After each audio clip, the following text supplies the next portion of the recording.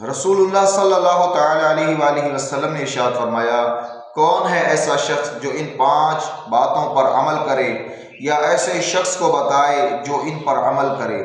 حضرت ابو ہریرہ رضی اللہ تعالی عنہ نے عرض کی، یا رسول اللہ صلی اللہ علیہ وسلم، میں ایسا کروں گا۔ آقا کریم صلی اللہ تعالی علیہ وسلم نے حضرت ابو ہریرہ رضی اللہ تعالی عنہ کا ہاتھ پکڑا اور ان 5 باتوں کو شمار کرتے ہوئے فرمایا، اے ابو ہریرہ، حرام کاموں سے بچو، سب سے بڑے عابد بن جاؤ گے۔ اے ابو ہریرہ، اللہ کی رضا پر راضی ہونا شروع ہو جاؤ، سب سے بڑے غنی بن جاؤ گے۔ اے ابو ہریرہ، اپنے پڑوسی کے ساتھ حسن سلوک اختیار کرو، تم سچے مومن بن جاؤ گے۔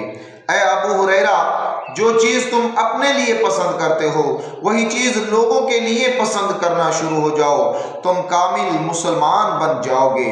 اے ابو ہریرہ، زیادہ نہ ہنسا کرو کیونکہ زیادہ ہنسنا دلوں کو مردہ کر دیتا ہے۔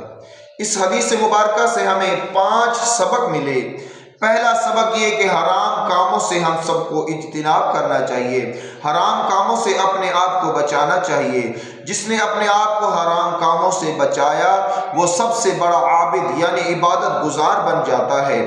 اور دوسرا یہ کہ اللہ کی رضا پر راضی ہونا شروع ہو جاؤ۔ کوئی امیر ہے، کوئی غریب ہے، کوئی فقیر ہے، کوئی مسکین ہے، کسی کے پاس دولت زیادہ ہے، کسی کے پاس دولت کم ہے، اس بات کو دل سے نکال دو کہ میں غریب ہوں، نہیں بلکہ اللہ کی رضا پر راضی ہو جاؤ کہ مجھے اللہ نے دیا ہے، اس پر اللہ کا شکر ہے، کم دیا ہے یا زیادہ دیا ہے، پر دیا میرے اللہ نے ہے، میں اس کی رضا پر راضی ہوں۔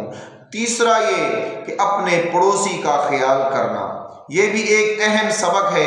آج ہم نے اپنے پڑوسیوں کا خیال کرنا چھوڑ دیا ہے، ان کے ساتھ حسن سلوک اختیار کرنا چھوڑ دیا ہے۔ تو پیارے دوستو، جو اپنے پڑوسی کے ساتھ حسن سلوک کرے گا، آقا کریم صلی اللہ علیہ وسلم نے فرمایا وہ سچا مومن بن جائے گا۔